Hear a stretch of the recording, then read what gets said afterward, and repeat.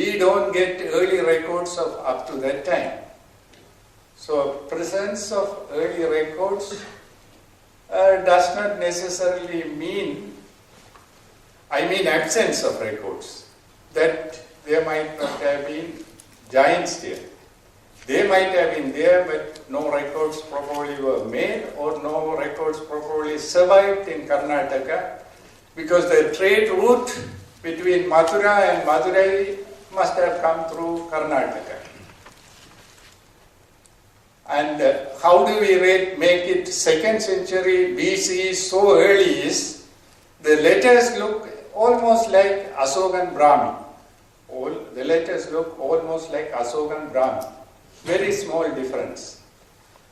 And then traders and others, trade was prospering. So based on paleography, orthography, these datings were made, and the datings come up to 6th century.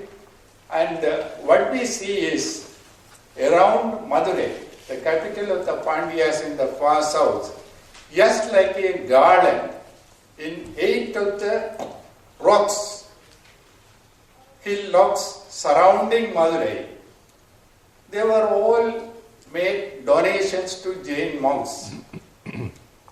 And most of them seems to be the first 2 centuries preceding the Common Era, Christian era. So early. More than 50 such records were found. And there was difficulty in deciphering and reading these records, because the letters looked almost like Brahmi records of Asoka, but you could not read and make out that they were Prakrit, because they didn't make any sense. So scholars were debating for some time what language it could have been. It took some time, because the orthography differed in some places, and so orthographical developments have to be placed a little later, and that is how different dates are given to these inscriptions. And it looks fairly scientific study, and about maybe during this period records, starting from this 800 years period, 90% of the inscriptions deal with donations to Jain monks. But we have other Tamil inscriptions also, the Tamil literary records. That shows that Jains were not making large number of converts. Tamil society, Tamil kings, it is difficult to say were all converted to Jainism, because that gives a balanced view. But they must have been building up support. They were welcome there. And there were literary works which also now, especially after this work, have been clearly assigned to Jains. 3 important books in Tamil.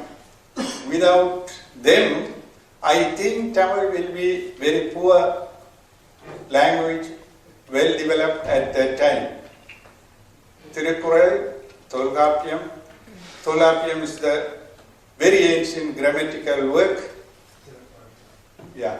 Tirukkural is an ethical work dealing with morals, and Silappadigaram is narrative poem, like an epic.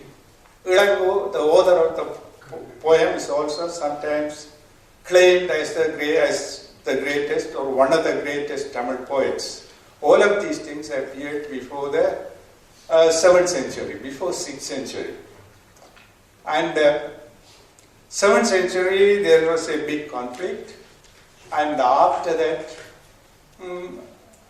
there was some decline. But from 8th century, we again hear of support to them from kings in Tamil Nadu, but not to that level.